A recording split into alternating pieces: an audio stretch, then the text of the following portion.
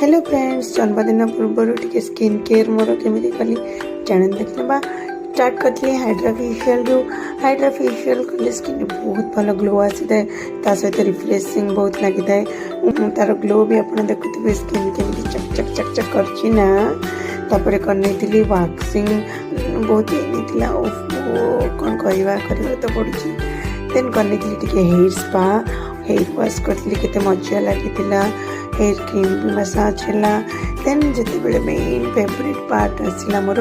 Head massage और बहुत बड़ा रिलैक्सिंग फील हुए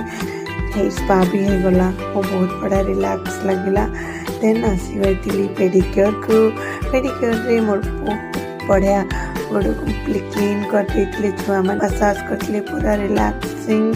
दिनटी मोर आज बहुत बढ़िया से कटिला आज दिन मो पिला बहुत सारा थैंक यू।